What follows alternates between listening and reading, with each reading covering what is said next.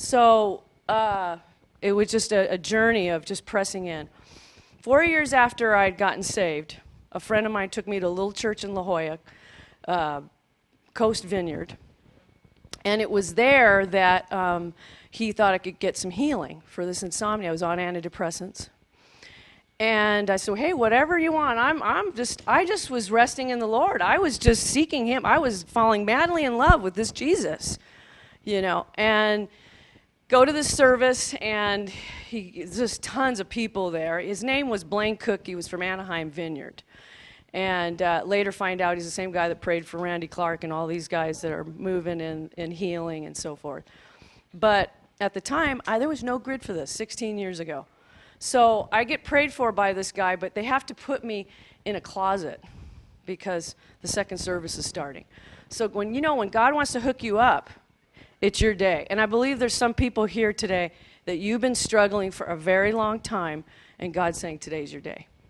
You've been pressing into God, you've been waiting, you've been searching, seeking, and there's a divine appointment. So I went into this broom closet, and this lady was there, my friend, and for 45 minutes I was prayed for, and it was like spiritual surgery. All I can tell you is this light came over me. It's like liquid love. People describe it like that. It was the most radical encounter that I ever had. And then the guy says, if you get a vision, speak it out. So I said, okay, fine, I'm already on the ground going like this. It was like, I can tell these people, you guys this, but boy, some people just look at me like, and I closed my eyes and I said, preaching. And then he goes, preaching? And I go, oh, maybe it's singing, because my dad was an opera singer, and I was doing voice lessons and doing some worship with Rick. So you never know what God has up his sleeve. I mean, I'm an artist. I sing. This preaching was never on the radar. But when you get rid of something, all of a sudden, there you see what God is doing. And so it ended up that I went back to where I worked. I was working at Nordstrom at the time as a makeup artist, and people were like, what happened to you? Something happened to you. You look different. Did you lose weight? What happened to you?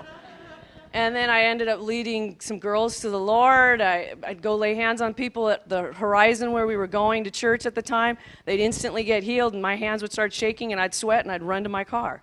And I go, what the heck is going on? And nobody to talk to about this. Nobody. Think about how blessed we are to have all these people come around, and tell us about these amazing things in Georgia. So I called up Rick. He was my friend at the time. He still is. Our wedding was called Friends Forever. And so he ended up explaining things, and we ended up going to a church where they supported us. But what I say all this is that healing followed me.